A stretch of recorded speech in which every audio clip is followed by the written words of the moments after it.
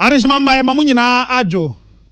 Ene enyumre no nsia kase bone de ebremo peace 104.3 hello 101.5 FM neat 100.9 and okay 101.7 ye ne nuanom radio stations are eka ho na mote yenken na ensem no de di mu akotene bi nie. Second Lady Samira Baumia Edia Tujase ne hokani Dr. Mahmoud Baumia a wotu Franka ama the New Patriotic Party amanyuko no woye obi a nani swade hunu a ekuta no Ghana fo bochi ene trada na so omotoma no a edin sesa beba pa efise wo wadwen papa efo man no ho. His Excellency Baumia upon a holiday obian himself kanokre obian himself wa hobrasie obian himself wonim dia odibebu o man no. Ochrofo panyini edima NDC amanyoko no rafifi kwete abamane se Ghana se ye kra no ne wura ho enam amemu boni a NPP ediama yenti. It is the very soul of our country that is in jeopardy. And you young people, you must actually realize the danger that confront the country because of what MPP represents. Emrashebe Junior wata konswa ye mabeto mpeso so ye honorable George Mekuduka na sam ne se Ghana for atrode ye nyina so entwaba empumtuo ene egina so Professor Richard Frimpong opon ayabo ne din se wonko Supreme Court enkoka atemuafo a ewo honom e dia tudwa se enye no kure se wokọ a LGBTQ ofo gegefo yi wo mu dwumadie no obekọ no akwakopem so nye saa enete na enu achi no na akyerkyerefo a omo kyerade e wo colleges of education ahodo a wo mo di wo makade nyina atofom no wo de sedia to womanim se wo mmra biem fese nkwada no wo mu ediemia akyerkyerefo nkabo mu konso de sedia to abanyanim efa aban anama otuo bi a watu a wo mu pension sika baye 600 million Ghana cedis no aban ede ne nsa to so yena yakọ pension enya aban ne tua yeka yankasa yesika no ena yati a yede be maye lamsam no aban tua fa maye. And Simpi kana we honum ne de som se kase bo peace 104.3 FM so mo betimi ahwe ye live o Facebook live ye peace 104.3 FM YouTube Despite Media. My emphasida Emma Imperial General Assurance. Say insurance product bia na wo pa to a Mr. Ofawani Imperial General Assurance womo na ebeboa wo Novus Industries and Trading Limited semen kanche say Novus range of drinks no Mr. Ose say nya na ewo Ghana dwa so baby abedro bia Novus ebi ewo ho budget cash and carry womo na the Blue James energy drink ba dwa so if say Blue James buy ebesi sabre oni obi ahwamoda Dolphin roofing system open jensen adebebo dan so asem ma ho say yet titidie ni bi anase na mafodie ibie no Dolphin na ubenya de beche amawo Amen Scientific Herbal and Alternative Medical Hospital say ayarsa how eni akire nyame ene wode ma say nyame na de ma so de a ene na eye ne pe a oho ebeto nti ena Amen Scientific Herbal Hospital say Allahu Shafi Allah wono ene yasafo High Sense Ghana simin kanjira say ope home appliance bia de afoni ekire High Sense Ghana no mo no de tene say oto bibia ho a ne ama warranty say mfie num ade na woto no say ya fabra yensesa no emaw MTN say we there for you everywhere you go Oson's Chemist abusia Oson's Chemist the Oson's garlic capsules abadwa so and was signed the Oson's baby gripe water aka ho nmaku ada roma na wote enken akenkan fo wote enken nwumre eyeme nana ya okese ena akosia ago aboaje obetimi afremi akosia nhira afe yenhye ene ensemo no watrofo panyine edema National Democratic Congress NDC amanyoko no eye owura fifi kwete na wode atodwa se Ghana ye kra wura ho ya mane hunu ene ya benedie NPP amemu abreso wo mo de Ghana akwakoto amenemu a ye gye ho baabi a enye na wrehosem ne se NPP amanyoko no atro eno ene wo mo Trump card kese pa ene wo mo de nam etu wo mo timi twa atro na woni so briw wo ma twa atro ama Ghana fo age wo mo atom wo mo ba ye nso wo ma tro nti ama Ghana fo ye hu so ebra woni emabu no ehia ye e wo whole youth town hall meeting no ena owura kwete ebo amane se okun kase ye sese Ghana mabu no ekone se ezese ye nya ye fa hodie efiri amamu bone a ede abanka bakase aba beto ye so na ye gye ye hu baabi a enye na sa atro amamu no ye yifiri ho a ensesa papa ebeba no ena Ghana dachi ebetimi abamu. Imagine having to fight a people who have no conscience, a people who believe that election is just about telling any lie for power. I mean, how how do you fight this group? Now, people who can tell you that when they come to power, they will give to every constituency $1 million. And they knew that there's no way they can do it, but they promise it. I mean, how do you fight this? A group that tells you that when they come to power, they will change this economy from taxation to production. And they know that there's no way they will do it, but for them, say anything for power. Sometimes it sounds as if it's just politics. But listen, it is bigger than politics. It is the very soul of our country that is in jeopardy. And you young people, you must actually realize the danger that confront the country because of what MPP represents. Onro fifi kwete eto anso biem se MPP for the bo mon samrane se Dr. Mahmoud Bawumia keta hwehwe proye dwurumdie de wontimi mfa mbata ne din ho da biara da wadi ne ho ni ankasa eno onro fifi kwete se no na mo ka de a nanso oye obi a woyamonyoni a wo twatro eti so obi twatro de a ene corruption ana keta hwehwe eye pepepe. I was reading and I saw in the news the running mates of the MPP said that Bawumia is not corrupt. I mean, when I read it, I felt really sad. Because let me tell you, what is the biggest form of corruption? A man who is a serial liar. A man who cannot tell the truth. Now, what is the biggest form of corruption? That is deception of the highest order. Now, if Ghana cannot trust you to tell the truth, can Ghana trust you with the billions of our resources? If I cannot trust you to tell the truth to the people of Ghana, how can I trust the resources of this country into your hand? And Bawumia thinks we are not aware that he hides behind his wife Samira and is busy accumulating properties all over the poshest part of Accra. Bawumia, we see you in the buildings of Samira, in Cantonment, in Laboni, at Ridge, at Airport, all the places that your filthy money is corrupting the country. We see you. Ayazu.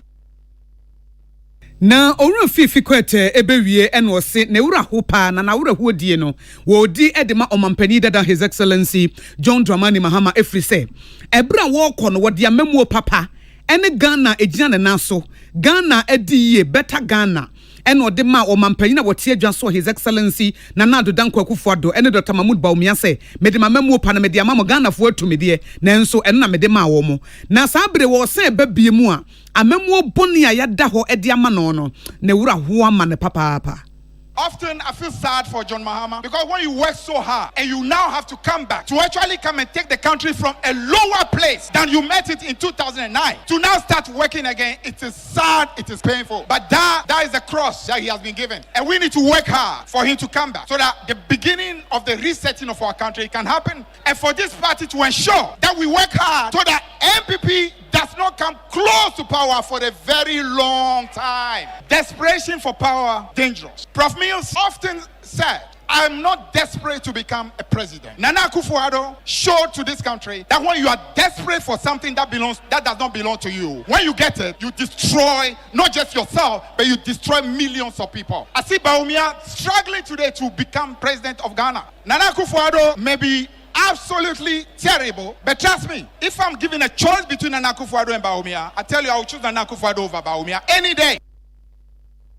Eni ayeti ye eye onro fifi kwete wo ye trofo panyini edema NDC amanyoko ne kasa ya Salamat Kuku Apento ene tintim ede besom peace kasebo na mampani abedi echire ne hokanfo owura yere Samira Bawumia echire se ono so odnani atofom watietie nsem wahwede ewiase kɔ watie obi anto a wɔbɔ ne nsem a wɔka no no wagidi se obi a yede Ghana gya no a obetimi ahwɛ ene ne kunu Dr. Bawumia esan se utie papa no kasa utimo se papa no wabɔ be pa e wonimde emu papa no wonimde o wa hobrase ena afei wosan wonyansan kasa a yede toto enema wo kyese se wo hwe ne kunu niema a o ye ne nsem a o keka se oba obeye no ani nyina ye ba bienne ewiase wo enye tititititi apam ni bi no no owura yire Samira Bawumia de ogide ye pa se Ghana fo tenase no wato aba e de amani kunu Dr. Bawumia enke be bosse ne adanyame ase se wode Dr. Bawumia edom Ghana wode nzami tudwa ebra oduru efia abato mpesi aso no ewo atoye mantamu na obontoa amani kunu Dr. Bawumia se be ya daachi bia Ghana fo beto abama no na waba beye mampani.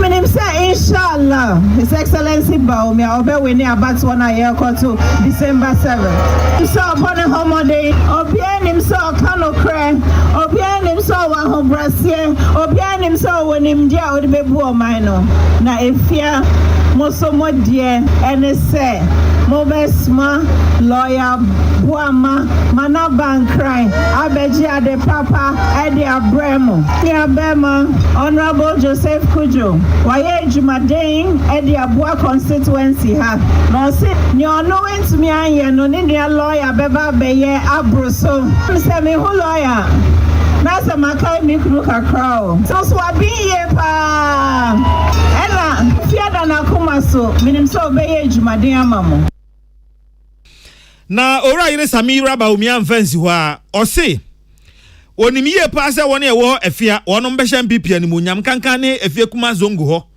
ezanse MPP baaye no wanya zongo fuo mu na ekwan befa so ahye MPP animonyam ene so ombeto aba amani kunu na wabe mampanin Tudu baba mi wari tomo hepa gion ke pullo debbo kan heavy coming kebi ni hande alla hokki ben lamu Midden daddy do ballon kan heba mi ya yeso de mi yehi yeso fusudu baba kan yehi yeso himbe no torra mi himbe no yawe men bi mi mindu hande alla iti kan pullo debbo mi darana on sa alla jabi mi darana on nazo inemi alfarma don one day sanka shi zai tanye ka wanda ke da san ciwon ka shi zai maganci ciwon ka mu cikin zango aka haife mu cikin zango aka rene mu mun san damuwan zango insha Allah sarautar nan mun maganci damuwan zango da gane duka da shi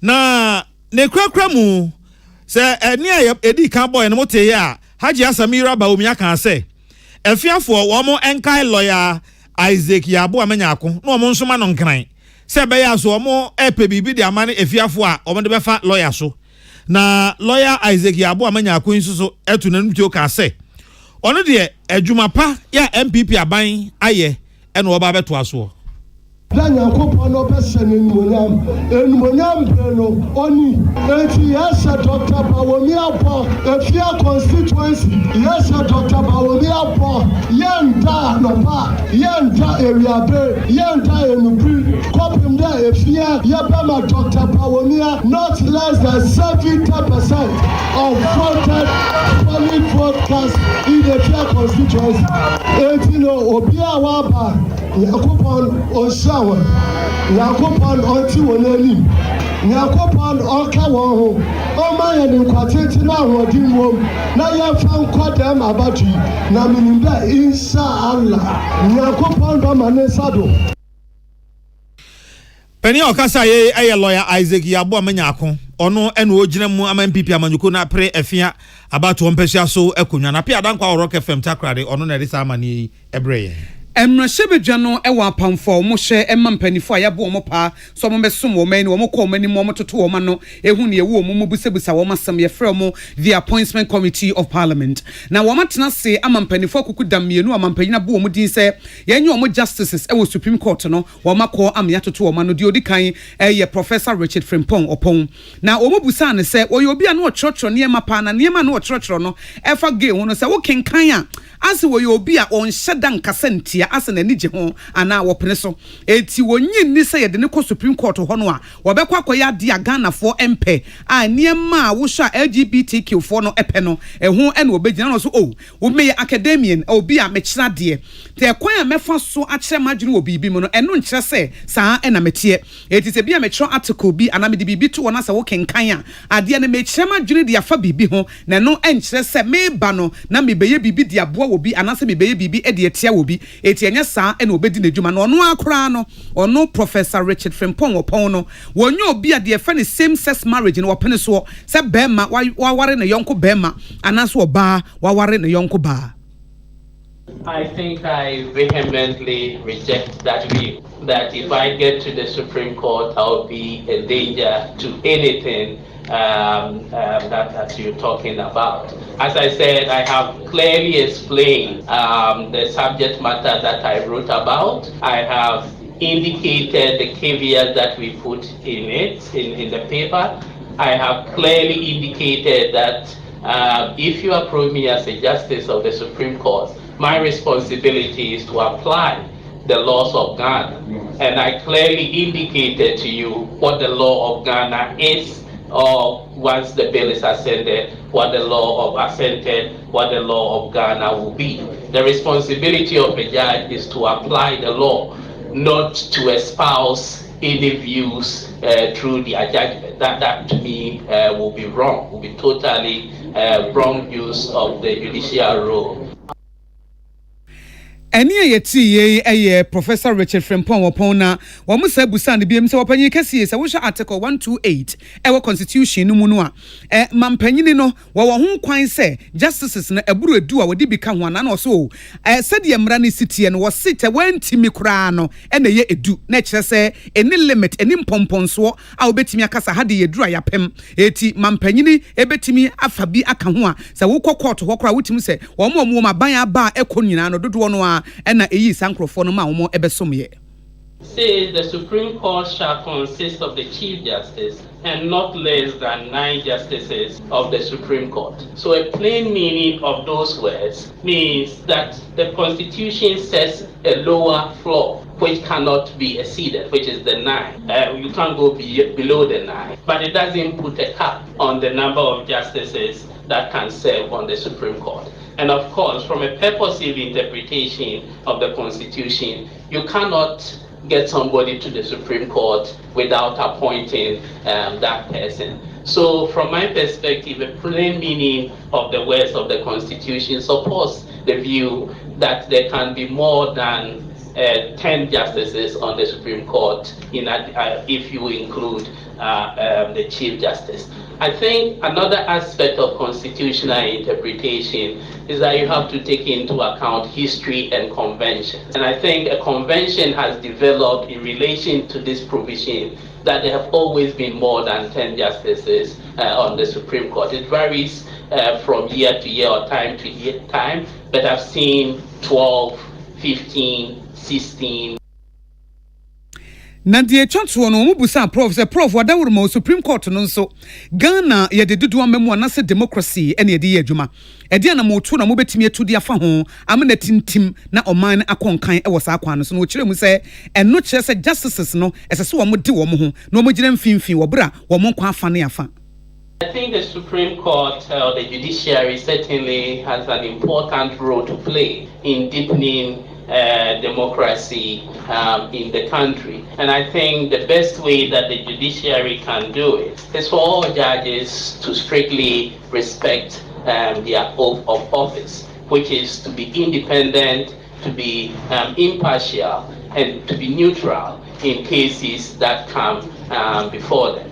We certainly should not have, judges should respect their oath of office and stick to the law when it comes to resolving before them. That is the limited role that, in my view, the judiciary can play in deepening democracy in the country. Unfortunately, judges are not like politicians or economists or other people who go out into the public to advocate for certain positions. So whatever a judge does, he can only do it through his or her decision. Professor Richard Frimpong upon Mampenina Bonidin say one co Supreme Court to copy the Appointment Committee of Parliament and what this answer etuja Emmanuel Akole etintim ediababe somye. Also for abedi echira ohwensa ase ene odman kuma eniema ode adom yenso oye takwanhyiayem na hyebedwani onmunyamfo George Mreku Duka ede atudwa se de enti ayeto aba ene se nipa no awoto aba no ama no wode utumi hya ne nsa se ompri yedie mpuntu asomdwe emfa emawo eti se wode utumi hya obi nsa na ama ne mfie nan se mpuntu ni yedie mame na mfie nan no so no antimi anye sa ade na amfa amawo a eni se oto ane so no asi no fam na ade ma obi a obetumi na se yede mpuntuo na eto abade a obetumi aka no pen se takwanhyiaye mu akonwa no MPP amanyuko betena so ache pa yenti o betena so ache ene se takwanhyiaye mu no omo onkroto maako ahanan aduasa enwotwe emu biara nso MPP ayempuntunwuma ewo ho a okwa a ubehunu no adi ho adanse eti se wei eso manfo nani ede a eno na sese wo mo egina so eto aba na ononyamfo George mreku duka de sase mi tudwa bra na samputu nyuma hodo a enam ne so se mrahye bedwani waye no oda bia die ewo nabato empesua so ho etwam edidu esamane a onso so a bobuyi ekojuru simpa obroso ejuru dompema ebi wo ho enana nsenya ane ya commission ejanambia fefefe ewo bonsa yegu aguna de so nanom takwa de oye fempo efide ya yepa oye 10,000 seater capacity stadium oye TNA stadium ewo takwa mefa ekwan we so na ma be konanima ojina mampani no so anamon mampani no betu no kire na ne yegina ha ye kan ye nyina no onam anamon na nado dankwa akufuado na yewura baumia betuti na onimonyamfo George mreku duka amfansi hwa ose omampenda da John Dramani Mahama se Ghana fo nsa mfa tumi nhya nensa na ome mampani anya bia wosre bisa o se mampenda da John Dramani Mahama enfie nan no a opere nya so onya bi dawu yama ne bi da de na ode yeye na de na yesoronko o wehu a wose afede yama ne mfie nan a obetumi aso Ghana ha nyina ano no wontimi nye na de oka no e akeka keke enti eni se Ghana fo etie mampenda da John Dramani Mahama ni amisre ni se ye papa Mahama nyame ayadom why assemblyman why MP why a deputy minister why a minister why a vice president why a president why a former president ni nyame be shira no na we shira no nyame ashada shira ni yie ni odana komsoso why na famde meji di se enfie bebreya odi the assemblyman and the nema by a president meji di se adwene pobi a wo bia no wetima adeneti ama Ghana fo ehu yewura Dr. Mahmudu Baumia de onye mampani da oya bedi akire nanano sremo ononyamfo George mreku duka takwansuayem emrahye bedwani api adankwa ena ode samani ebre yen na yada so ewa amanyosemu ena wie yi ena omampenda da John Dramani Mahama na probo a wode ekọ fragmentamu yede mu amane bi ebremu na ba kwa yede bremu ene se ebre okoko pie asogli nananom atrankonwa esase so no wode nananom kasa na ode tudwa se onim se nyame yadom akwasi ada ebe MPP yamanyuku no wonum kwa akoda mo manifesto adi na enya ade bi esese Ghana fo eyam wanwa na se bo hwemo anim se bibi fufuro bi na MPP fo ede ba omo sha ase atwa atoro ache omo twa fibia omo de ntro ne biba 2008 2012 2016 enu se omo ba beta konwa no so ende sa atoro se Ghana fo GD pa ne enim se o heaven cry baga na heye ani de de ma wo mo antentam 2020 no mo sa de atoro foforo be pi so etuwe ya omo kwa akoye e atoro ni bia no omo kwa akoda na die enye no kore ba akompo. They on 18th August they are launching their manifesto. They did their manifesto in 2016 and then they did in 2020. It's always full of lies and promises. So on 18th they will launch the manifesto of lies and tell you we're coming to do this for you, we're coming to do this for you, but they say first fool, second fool, who is the third fool? The third fool is the real fool.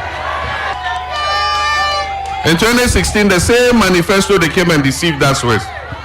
1 million per constituency per year, 1 district, 1 factory, 1 village, 1 dam, 1 child, 1 egg, 1 child, 1 chocolate. Okata alakpai, alakpatowo. Oh, okata alakpai. Alakpato e ka se o kata alakpa ya reche ni nyina ye ntro alakpato kontompofo na lawyer Henry na boache eye MPP don frefo lawyer ma ajoy ana kujuzo na boko de ebiam pon adaroma ja yugusu nyame ama ya ho den yugusu a yɛyɛ adwuma de ma Ghana man ne MPP amanyɔkuo. Okay. But you say utie ene na your boss is here ni bi on. Oh, awerɛhoɔ ne me te. Oh, aden. Na sɛ nkanyɛ asɛm ne nneɛma a bɛsan kan wiem a na yɛwura John Dramani Mahama nya no a go nya no hwɛ nana Ghana ha under the Fourth Republic aban biara ne hɔ no mu a wabɔ ne ho mmɔden wɔ mpɔmuden ɛkyɛn MPP aban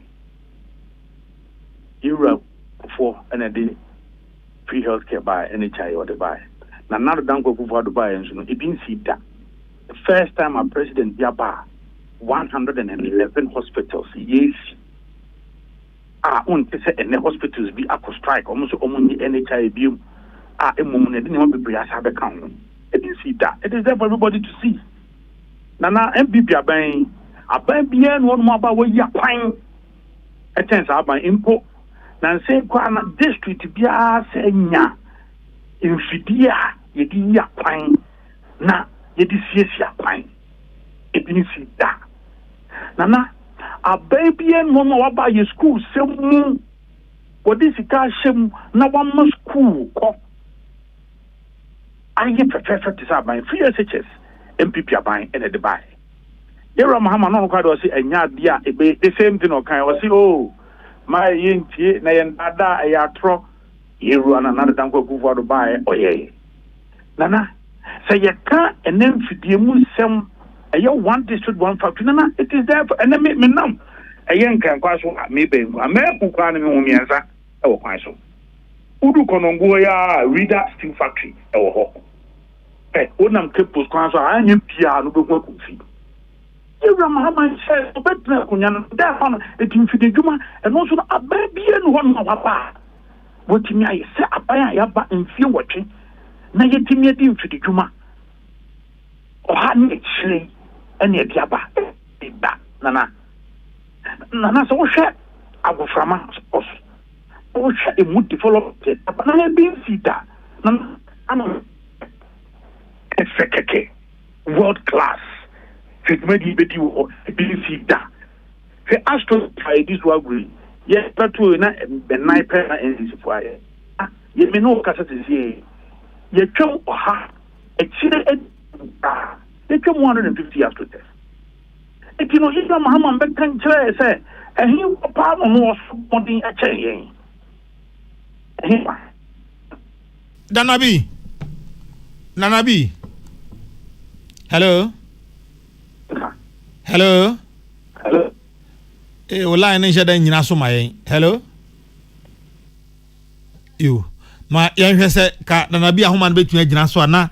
Ensem poti amapenda da kan ni bi ene se ebo ahudu lawyer mbaja otimenka na mbaja na ho otimenka afi de mete onka o se mo no mutimi hyebo ebo poti se ye be se nso be wie no na akwa akoye hwebuada ebi ti se 1 million 1 constituency na akwa akoye bibie ho akola ba akọ kosua ba akọ na akoye bibie ho kola ba akọ chocolate ba akọ na akoye bibie ho enti ni amokwe no kwasi adai entro no amotwitwa akire Ghana fo dada no bia mo hu se ya che mo na nu abi na mo san akọ dane na mo san de abekire Ghana fo entro foforo e na mo ko package enu yi ano se 1 million per constituency enu na e ba ya ye de ti Coastal Belt Development Authority and make us say that so e ye adwuma na se wo hwe squadan market ensuo ye thousands of mechanized boreholes now.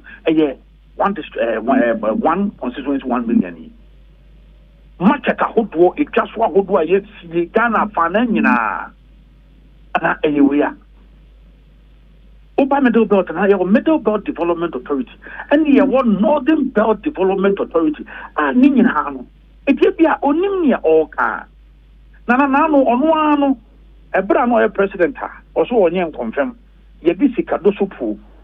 Sabre over 20 million Ghana cedis also. The question confirm on one answer also confirm no and at the time or Chima Vika say Omotuko Oba Obesa Diaba Nana Yamiano Mukrini. I'll be very frank with you, the former president. he is running a confused campaign. Manifesto na enyam beto hokran ehunahuna no. Ye manifesto na enyam beto hokran no. Esusu na daye. Na enye on train na kwesi ya da nyame adoma etita no ya ebeba. Ye ba be check na bo se yen ye shaba ye dito. Na bo sha kesi be na yen ya sha ye dito. Na obi abubuza no bo sha kesi bi ade no obeka eye free secret na ye dito. Ekonanim. Yes, you mu consider de na enso no opie nim se bo Ghana for. Bo sha ye ka say year of road na. Ye sia kwan opie ni da so ama ya ye year of road kwa ma edin sita. Se aban bi beba obetumi akwakoto mfidie a menzi bia no benya mfidie ahodo bensia a edi siesia kwan ye di ya kwan ebinsi da enti ye manifesto na enyam pie no ewurohuna o mampenda da mahama enyam to fom kra no esuna da ebone lawyer yamfa nkonko ha say na kwasi ada yeden a mo bewie mu wi ana afi ya dosum why o nhira wo so lawyer Henry Nana Boache eye donfrefo ma MPP amanyuku no ono ne no ekasa yi ye wo mpanifo mu da colleges of education ano wo mu na chechre adesuafo ade mo beye achechefo ye from conference of principals of colleges of education na bosumi nsie ne mu June mu na bede di se achechefo no mo kirade wo ho no eye colleges of education teachers association wo mu de wo niema nyina to fom se wo mo nkirade kopem se empanifo beye de wo mo pam wo mo pepepe na besinne ayewra bosumi August bosumi nwotwe mu wo mo emai eno na conference of principals of colleges of education wo mo mpanifo yi e de sede to wo manim se wo mu hu nkwada ne mobo wo mu hu nkwada ne mobo na nkwada ne tepente nkwada ne bre womu ne aban na enya mansotwe na nso nkwada ne de womu beto mu sei eti so womu ne aban atwea na sane man koyi a womu nkai na womu samra classroom bie mekire nkwada na de na se nkwada ne nam school mu ho saa womu hu se ye kwa ata na se ye kwa adwoa enam saa de ye nti eti Dr. Samuel Adeboaten a wono na principal si woda womu ano abo amane na wa kire se ebra aban gusua ene sitakfo etna se na woma ka asamo no nkwada no nso bre nkwada ye kire womu ade amadachi bi woma ba ya chechefo no woma toapen woma dwumadie nyina aginsemu waji wa ho ba bia enye eto woma samra biem no woma kira de ne mom adesrede ba ko de to aban yanim ne se ne achechefo no epe no aban empusu no ho ma na ho nya ha na wontu ho na mo animonimu ya na etimi aboa ama acheche dwumadie no akonkan Prinkofu de ye ne se ye gina mfimfin ye sra aban se ne wo se o teacher for akomato mu ye mu no onye na ya sra teacher for nso so se aban eye bi ye de ani ehu se aban eye bi enti san se aban ahya ase a wo ye no ka ye sra wo mu fo mu ani to ye ma no ene ye nyina ye ndaache no mu nsamra enti ye de ye advocacy na ye sra aban ne ye sra teacher for se be obi abaye na sede na ye besta aba school na ye tumi ato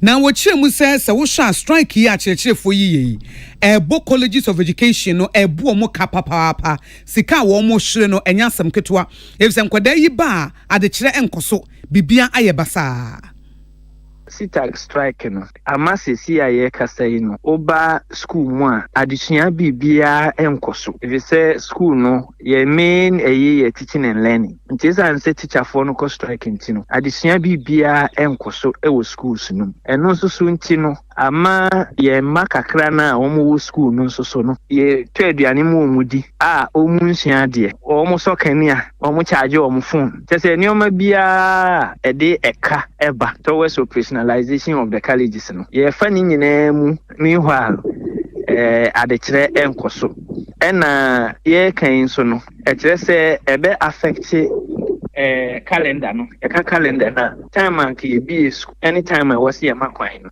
bia yentumi nya ne sa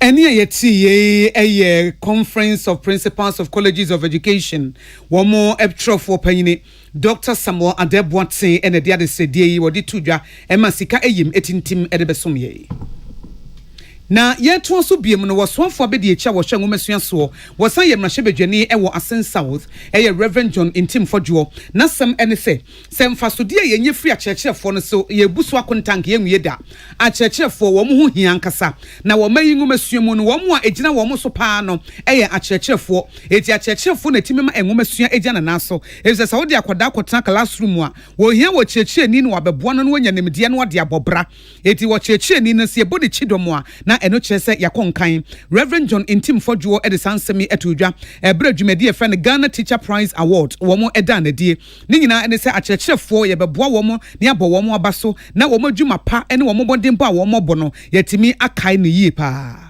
The Ghanaian teacher is one of the best we have on the continent. Now, we are self-financed for the past 6 years. We went to a pie, they are bang I'm a teacher for you. Won't make top prizes global. They celebrate the contribution of the teacher. October 5th, and yes, he was said, we are joining billions around the world to celebrate the teacher. Yeah, can say a teacher for in various schools and various communities. Yes, let's say a teacher for the stories of transformation must be told. Mambo Muhammad Nepa, the Boma Basso, the Beko Swanso, Eltuanamo, be a Babuama, Muyeyo, Akonanim. Now, we have said the teacher is a noble professional. Now, so noble professional in Ghana. Near France, Sabia Maya, a matita ni a organa no Sida. Na Reverend Intimfodwo eto so say Ghana Teacher Awards no ekoma faso etintim no eni. Afie Ghana Teacher Prize 2024 no ye ba be page mu akona nim posin de in the past years. O here last year ye page mu pa e otakwa de manager fe. Awards akese ne de buy. This time ye ba be introduce new awards. Maybe they said the best teacher in differentiated learning. A new category the aba. Now the best teacher no ye ba be see 3-bedroom house amano. Be your person this we Ghana fa na nyina bia no. Ye ba be manu sikapudu and one atade ahodo e ka ho. Your toss on pick up are ready. Your this one salon car are ready. And then Akan there e ka ho. There were various categories. Best teacher in KG, best teacher in primary, best teacher in JHS, best teacher secondary category, even the best teacher in administration. And then 1 year, a year non-teaching staff, a driver for whom, cook for whom. Eni ayeti ye Deputy Minister of Education was one for bedi echa was shagumasua so was san ye mrahye bedwani ewo Asen South Reverend John Intimfodwo na owie no na Deputy Registrar Edema National Teaching Council Oran Lawrence Sapon wono nso kiremu modembo ene fasodia akyerkyerefo ede ema nkwada.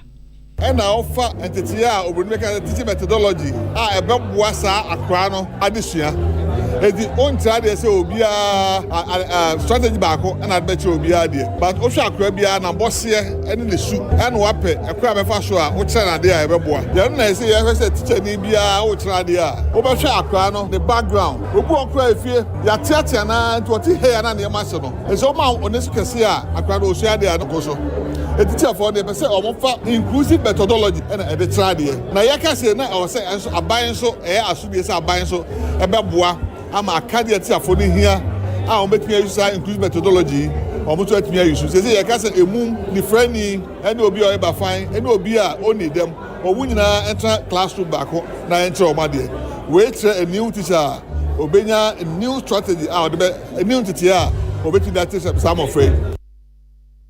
Enfutuwe efi Oran Lawrence Sapon were Deputy Registrar Edema National Teaching Council wono ne kasaye ema Prince Bafo Asamoah etintim edebesomye.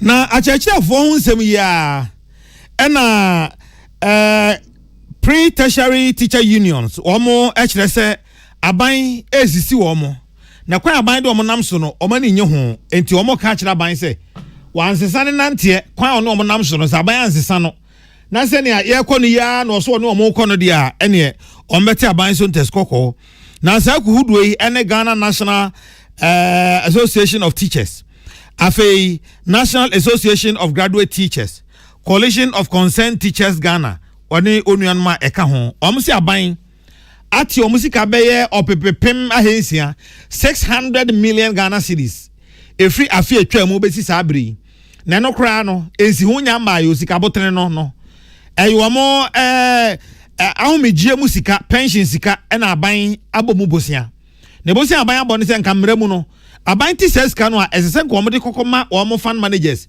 ote ya no de ama o ote ya no de ama o na nko ma hwesika no so adan ni ama awo nsi ho ba ho a o so anya bi e de aka o nteto no ho nanso afini eche ni aban ti sika yi won fankoi eno ene na wiei e wo peace fm ye mpem to breka se ebo King Ali Audu awoye concern coalition of concerned teachers Ghana one mo titrani one ya akonama etwetwe nkomo a wode sa asem wi atudwa yena yakọ pension enya aban ne tua yeka ya nkasa yesika no ena yate a yede be maye lamp sam no aban ntua fa maye se teacher ni bi ko pension in 14th August 2024 mini okasiya yen to me emfa ne lamp sam no emfa ma no efisa ni sika na otua to ho no emu busu mi du mienu 12 months egusu aban ho until say aban be tua sika no nipa na ko pension na so efi fa the pension sika man afete be no adenti ene ye edumaya força adenti abone be nkwa ne ye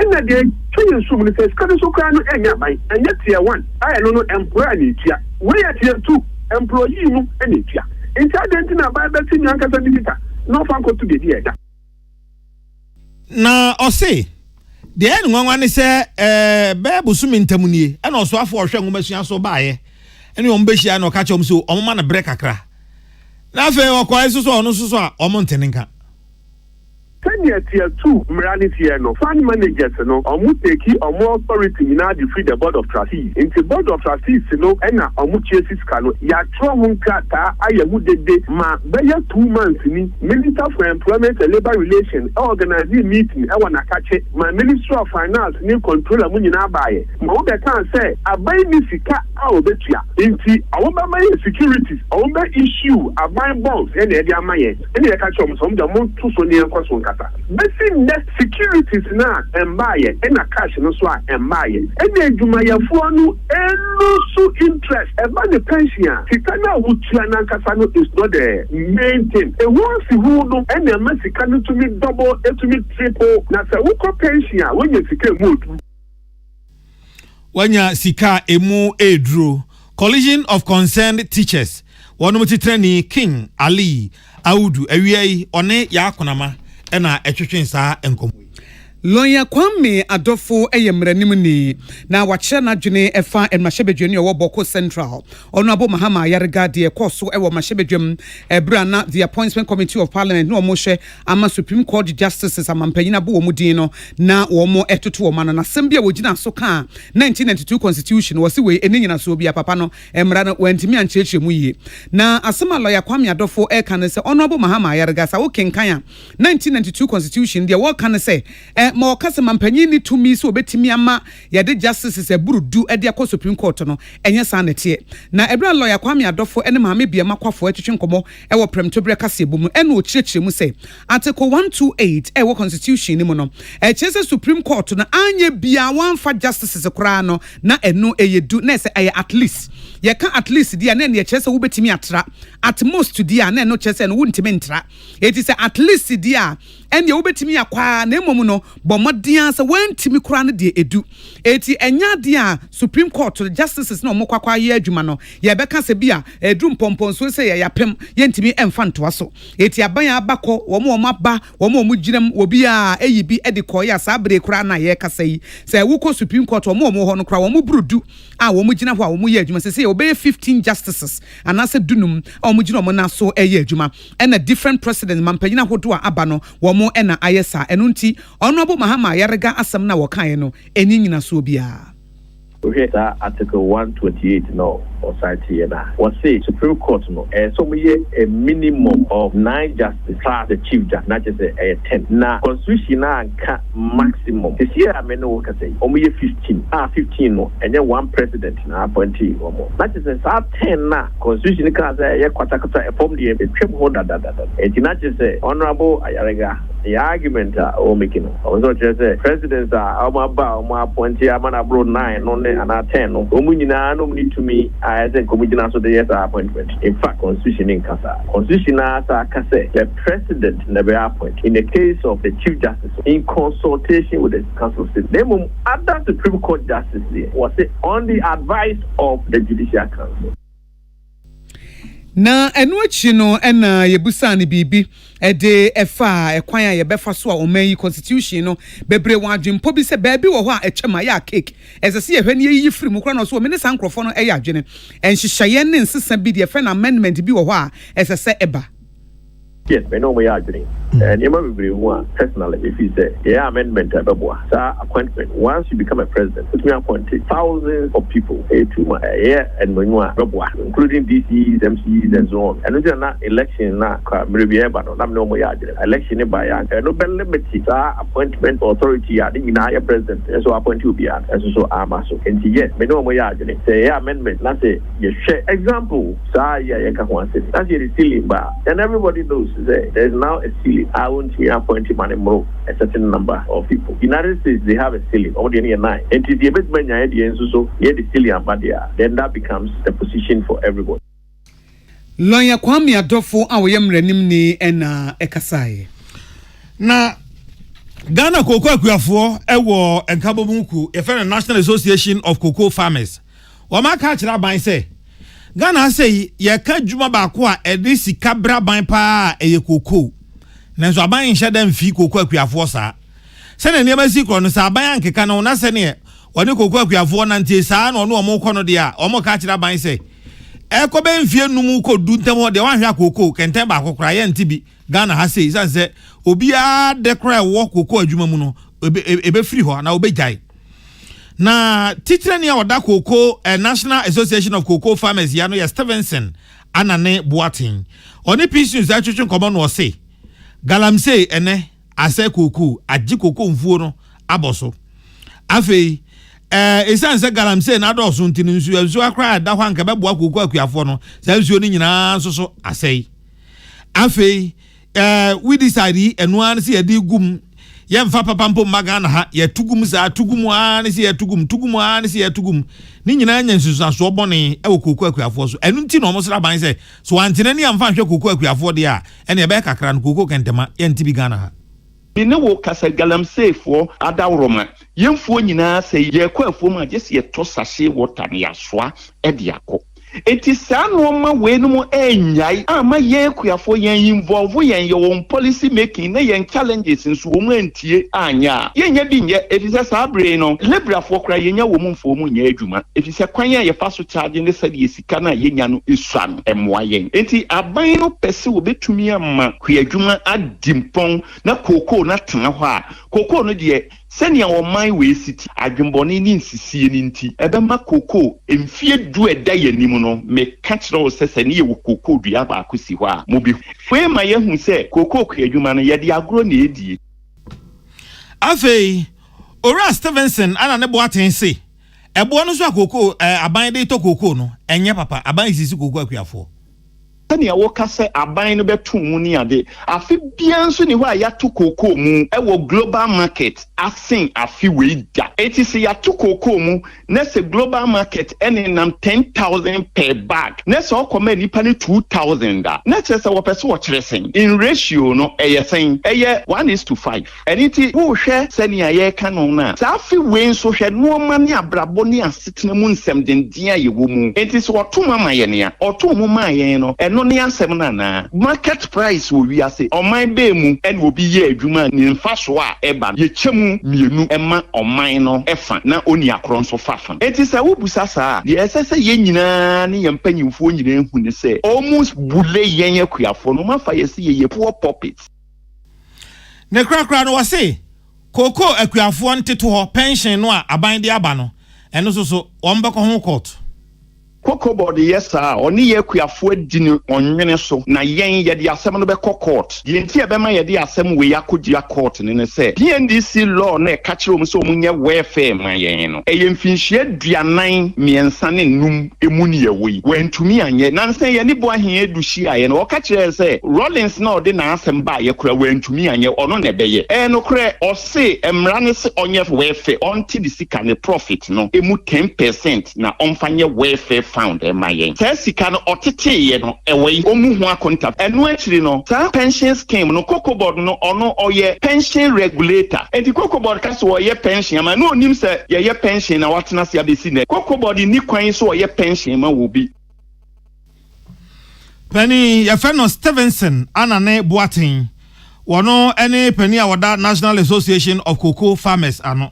Wone yenua Abdullahi Dasmani ena etwetwe enkomo nasemi ena ye gina so ahome kase ebo no so agya boafo nkrato abanansa na no yemfa seda emma Remy Spices adaroma ena ye de modwen kire bremo ewa nwumre no nsia kase boyi emu na tie Remy Spices no eba no ama ne se kontekro oba ahodo wo kyerese ansa na abeto Remy Spices no hwe aduane a wokoya na nam a wode kwakoya aduane no ansa na wato ho spice enie sa wode aponchenam ana odwanam ena kwakoya aduane no a Remy good. Say takraboa sa akoko a confirm kokohwede ana say krokukuku double ene sa na wato Remy chicken. Nemo sa ukoye jollof a Remy jollof. Ena adi nantwinam so na ekoye aduane no a no wato Remy beef. Remy emaduane yede. Sa ukọ leading markets nyina mu organa say a wonsa ebeka bi na afei wama waduane enso so ayede Remy adawroma ye home kase bonso mra ye ba madwenkyira mode aba no ye kakra beto aso amam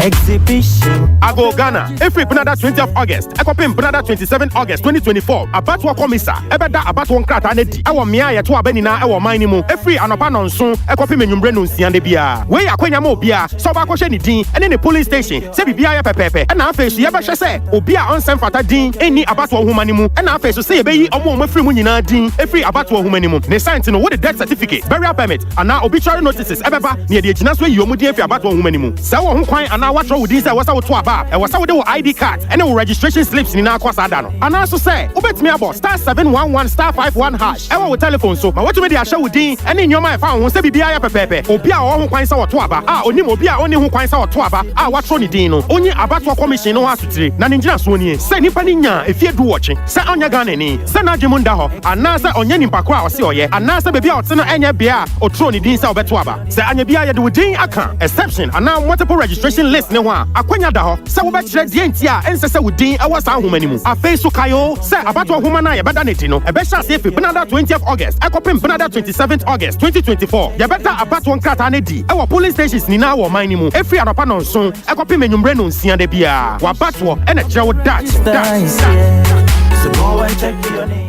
Happy delightful June. Swachilala, chichi soso. Afrana pa. A pepashu breakfast and was in woman. Joe happy delightful juice against with toast, cereal, and even them cool. And we a bread and fifi. The monster fridge man. Happy delightful juice. One of one. And you be here. I come out to relax anyway. So I know when you're. Let's say what a chamado. Happy delightful juice. Off and a baby, I bring you all day long. One fruit juice. I'm happy delight. One different flavor. Different size. You number 1 liter. Number from NG 150. And 250 ml. Ebenye healthy life shows on your supermarket. Happy Life Fruit Juice. Loaded with taste.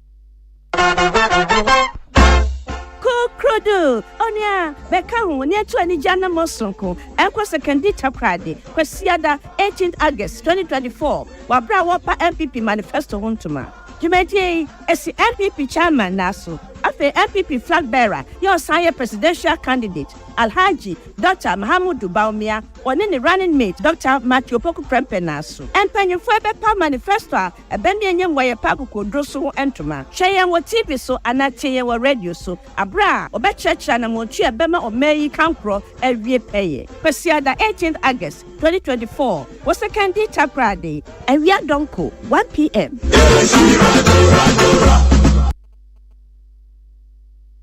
Tune it in, turn it up, Peace FM, and rip off the knob.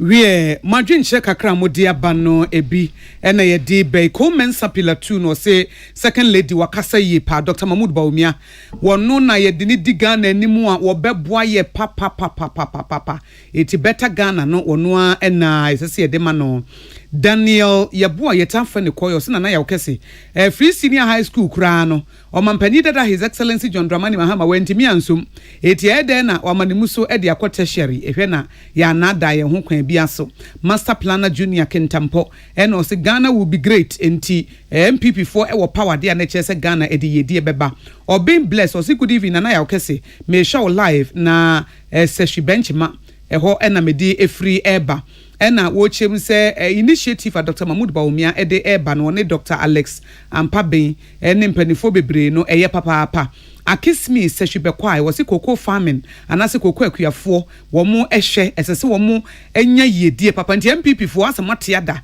mo nhwe wo mu yie pa na mo ma koko akuafo enya daachi papa se de be ya wo mu asetemu yedie ebetimi etumpon ensema yede esum wonumre na poso bi ene se second lady Samira Bawumia edi atodwa se Dr. Mahmoud Bawumia se eto aba manoa Ghana daachi ebetimi akoye nti Ghana fo yemochi ene tradane entoma na bababo bi ewo ne mo ne yenso no hwe na obeboa ye pa watrofo panyi edema NDC amonyeko no wura fifi ko test chem se Ghana kra ho evi se MPP aban dia memu obone na etete ye emma shebedwene water council ye me honorable George Mekuduka wose Ghana fo atro de enye no nesese wode to aba twempum tu atwa ho ahia ene de asonso no na wagina so Professor Richard Frimpong wopon a wono nso justice yede na ko Supreme Court appointment committee of parliament etoto na no wose LGBTQ fo no no kra wo mpene so se bema wono ne yonko bema na ebeware na principals wo moda colleges of education no e de ato achechefo no momaye strike a bosumi nsia no besi sabre se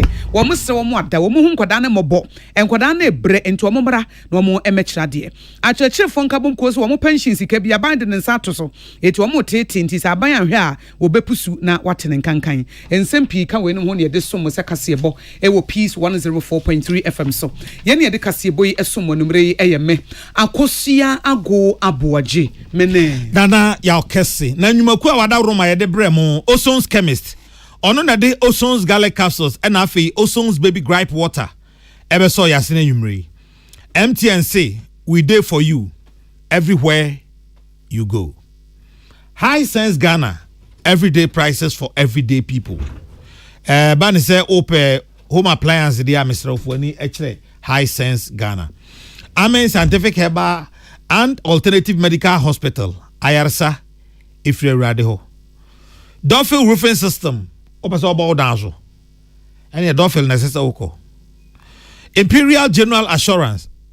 Chese se ope insurance package aboko akoto na odi aye adwuma ho masemo a Imperial General Assurance ho and necessary do. Me say di we nko no mu Imperial General Assurance. Novus Industries and Trading Limited. Novus oh Novus. Novus oh Novus. Novus. Omo drinks no is okwa program bia se a eno na yesevo. Budget cash and carry say. Se opa hodene why adwuma bre hodena ko form na pese o replenish a ade Blue James energy drink. Eno ne beboa. Blue James energy drink. Blue James eye correct ankasa.